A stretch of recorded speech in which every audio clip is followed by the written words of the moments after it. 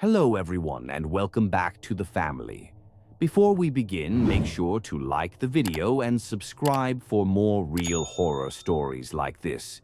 And drop a comment telling where you're watching from and what time it is for you right now. Thank you for being part of the family. Now, let's begin tonight's story. Story 1. The restricted building that wasn't on the base map. At 2:17 a.m., the fluorescent lights inside the abandoned concrete building at the far end of the base suddenly turned on. I remember because I had just checked the maintenance log on my tablet and was about to head back to the utility shed. That building wasn't supposed to have power. The electrical lines had been cut years earlier, at least according to the infrastructure map we used for night repairs. But the windows were glowing, not flickering, not dim, just on. For a few seconds, I assumed someone from engineering must have restored the circuit. Maybe a late project I hadn't been told about. Still, it bothered me enough that I pulled up the base map again. The building wasn't there. I zoomed in twice, thinking maybe the file hadn't loaded properly. Every hangar, storage unit, generator shed, and training structure was labeled. But the concrete block sitting about 300 yards past the motor pool simply didn't exist on the map. I had noticed it before during daytime shifts, a square, windowed structure surrounded by faded yellow caution posts. Most people assumed it was some leftover Cold War facility. Nobody talked about it, nobody went near it, and it definitely wasn't supposed to have electricity. I stood there for a moment in the quiet. Night maintenance duty was usually dead calm.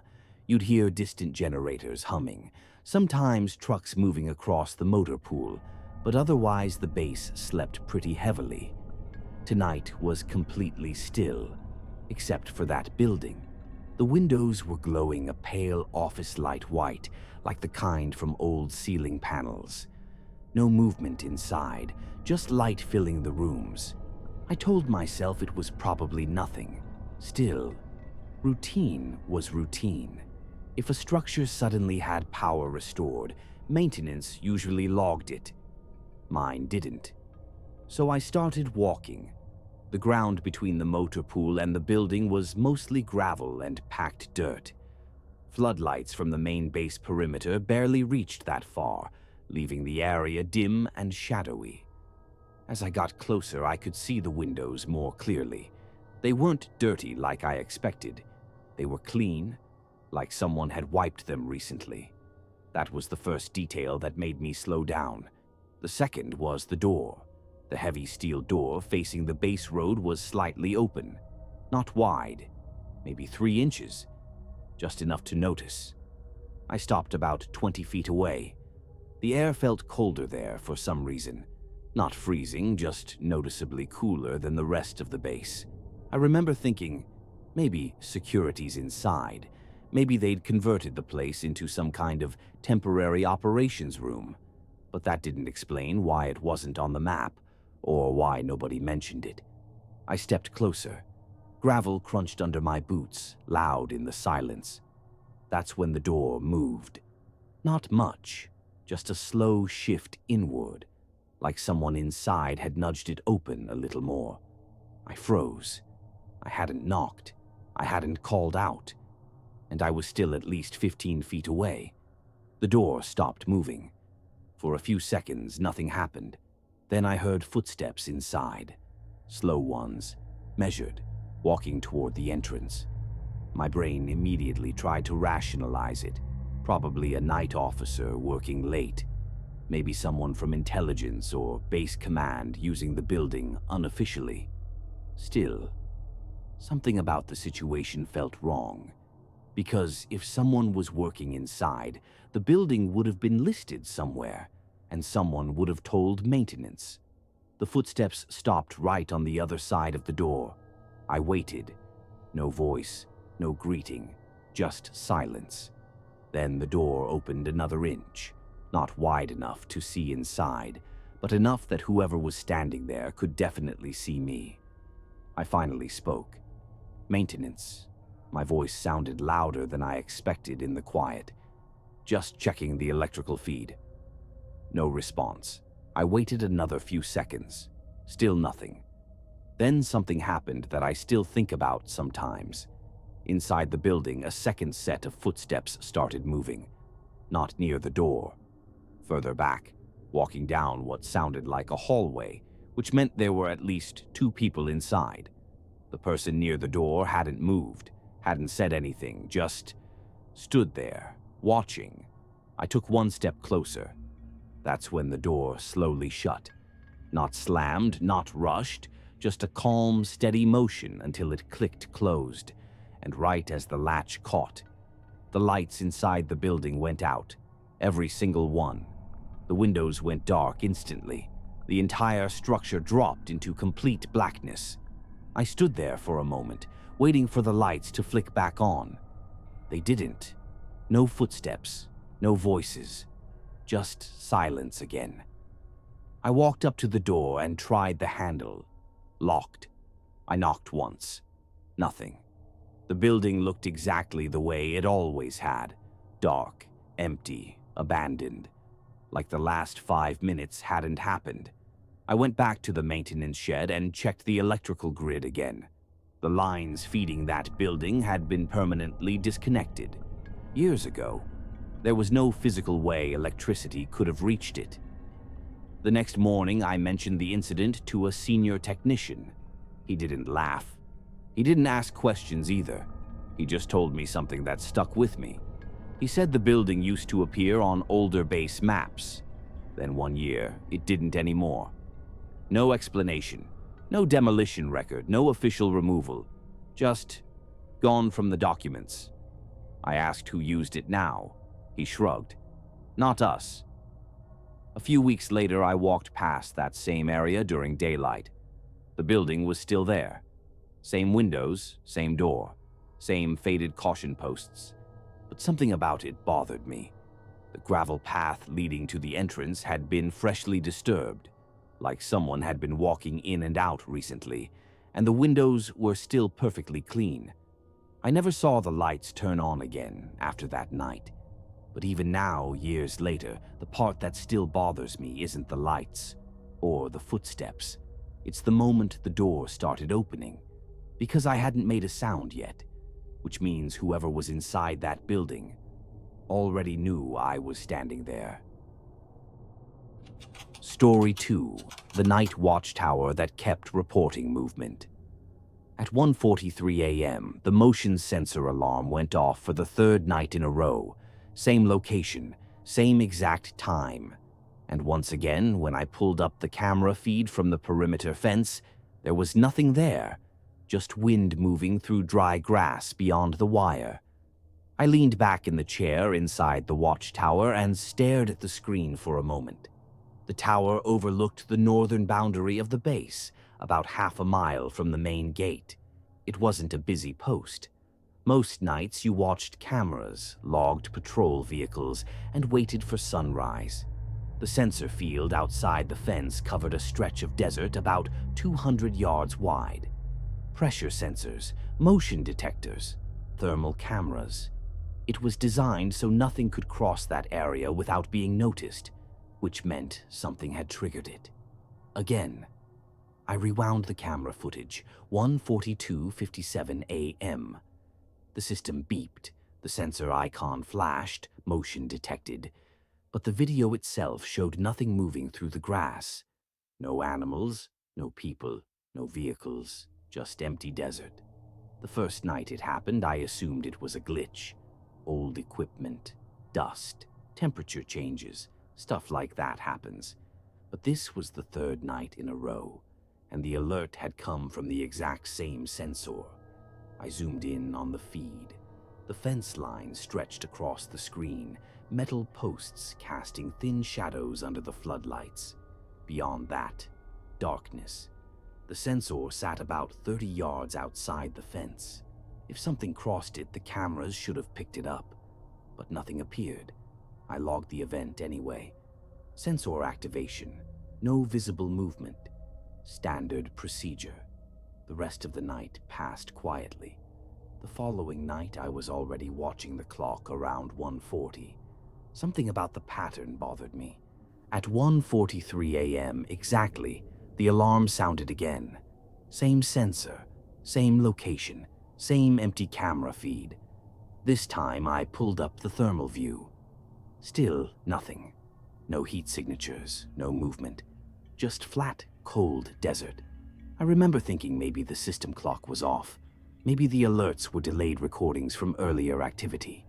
So I checked the event log. The timestamp matched the exact second the alarm triggered. Real time. Something had crossed that sensor. But nothing appeared on camera. The fifth night, I started watching the feed 30 minutes early. The tower was quiet except for the low hum of the monitor rack. I had a notebook open beside me where I'd started marking the alerts. 1:43 had happened every single night. And when the time came again, the alarm went off. I was already staring directly at the camera. The grass beyond the fence moved slightly in the wind, and then I noticed something small, a patch of grass bent downward, like something had stepped on it. But there was no visible shape, no body, no shadow, just grass flattening for a second, then rising again. My first thought was wind, but the rest of the grass wasn't moving like that. It was localized, one patch at a time. Moving slowly toward the fence, I leaned closer to the screen. Another patch bent, then another. Something was moving across the sensor field, but whatever it was, the cameras couldn't see it. When it reached the fence line, the grass stopped moving. For about 10 seconds, nothing happened. Then the pressure sensor on the inside of the fence triggered. The alarm tone changed. That meant something had crossed the perimeter, but the cameras still showed nothing. The next sensor activated inside the base, 20 yards past the fence, then another, each one lighting up the system map. Something invisible was moving deeper into the base. I grabbed the radio, but I hesitated, because the pattern suddenly changed. The movement stopped. The sensors went quiet. Nothing else triggered for the rest of the night. The next morning, I reported the issue. Engineering checked the system. They said everything was functioning normally, no faults, no miscalibrations. The sensors were extremely sensitive. They only triggered when something with physical weight passed through, which meant the alerts were legitimate. That night, I watched the monitors again. 1:43 a.m. The sensor triggered. But this time, I noticed something I hadn't before. The grass wasn't bending toward the base. It was bending away from it, moving from inside the fence toward the desert. I replayed older footage from previous nights. Same pattern.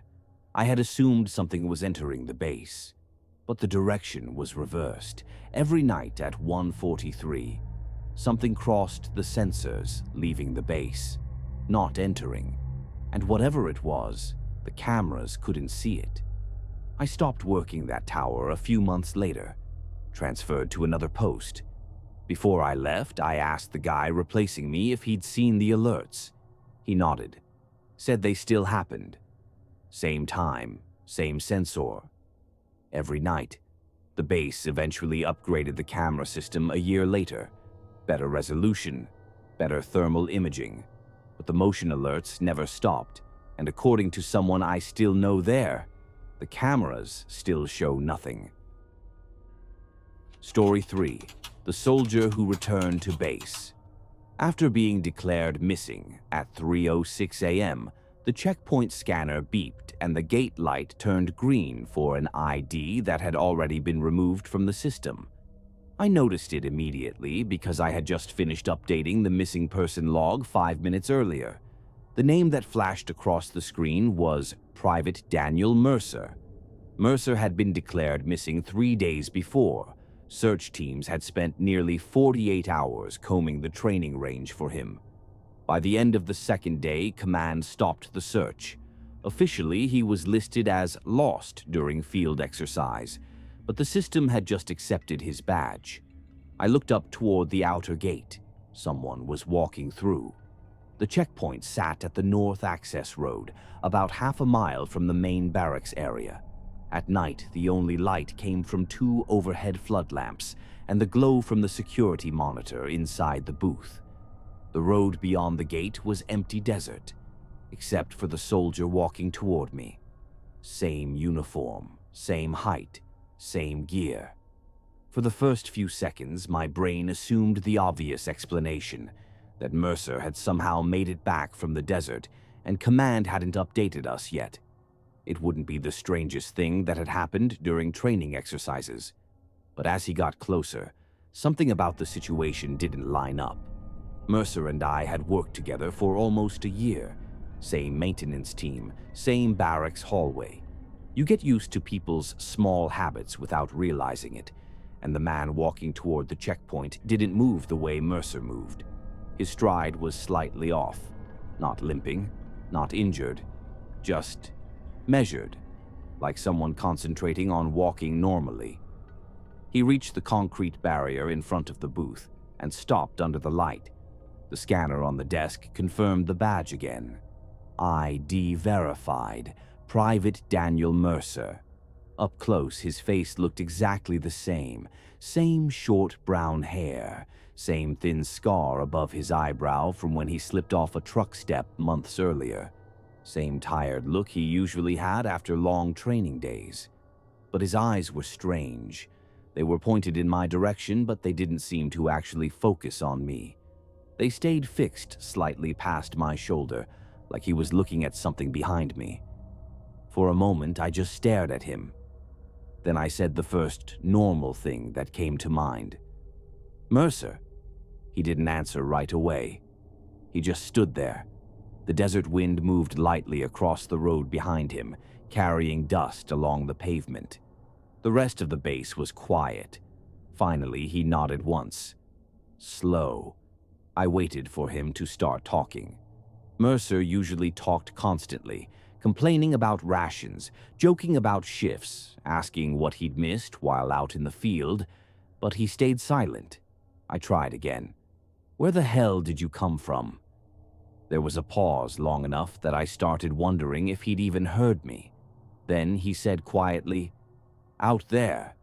His voice sounded like Mercer's, but flatter, less emotion, like someone repeating a line they had practiced. I leaned back slightly in my chair. Something else caught my attention. His uniform. After 3 days in the desert, Mercer should have looked terrible. Dust everywhere, sweat stains, torn fabric. But his uniform looked clean. Not freshly pressed, just not worn. The boots had a thin layer of dirt on them, but not the kind you get after wandering miles through rough terrain. I glanced down at the ID reader again. Still green. I checked the timestamp on the monitor. 3:06 a.m. My mind tried to rationalize it. Maybe search teams had picked him up earlier and transported him back. Maybe he'd already been checked by medical staff. Still, something about the situation kept bothering me. I signed the entry log. "Go ahead," I said. He nodded again and stepped past the checkpoint barrier. As he walked by, I noticed something small. Mercer always carried his canteen on the left side of his belt. The soldier passing me had it on the right. It's the kind of detail you don't consciously think about, but when it's wrong, it stands out immediately. I watched him walk down the road toward the barracks. The floodlights cast long shadows across the pavement. His posture remained stiff, like he was aware of every step he took. Halfway down the road, he stopped. Just stopped walking. For several seconds, he stood completely still under the dim light of a distant lamppost. Then he turned slightly and looked back toward the checkpoint. Not directly at me, just toward the booth. The same unfocused gaze. Then he continued walking. The rest of my shift passed quietly, but something about that encounter kept replaying in my head. Around sunrise, the base went into restricted movement. Medical vehicles arrived near the barracks. Officers started asking questions about the night checkpoint logs. By mid-morning, 2 investigators came to the booth and asked me to explain exactly what I had seen. When I mentioned Mercer walking through the gate, they exchanged a look. Then one of them asked something that made my stomach drop. "Are you certain it was him?" I said yes. The ID badge matched. The scanner confirmed his fingerprints. The facial recognition camera recorded a positive match. Everything said it was Mercer. The investigator wrote something in a notebook. Then he told me something I didn't expect. Search teams had actually found Mercer. Late on the second night, about 10 miles outside the training range. He had died sometime earlier that day, which meant Mercer had already been dead nearly 24 hours before the man walked through my checkpoint. I didn't know what to say to that. I kept replaying the moment in my head, the face, the voice, the uniform. Everything had been identical.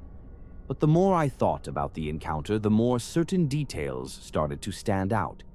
The unnatural way he walked, the perfectly clean uniform, the way his eyes never focused on anything.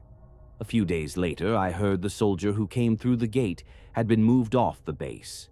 No official report, no explanation, just transferred somewhere else under supervision. Most people eventually stopped talking about it. Training exercises continued. New soldiers rotated in. Life on the base went back to normal.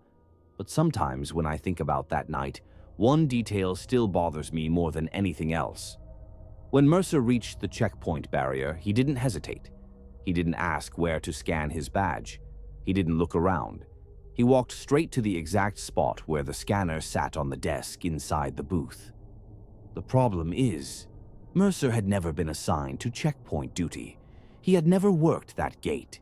He had never even been inside the booth before. Yet somehow, at 3:06 a.m., he knew exactly where everything was.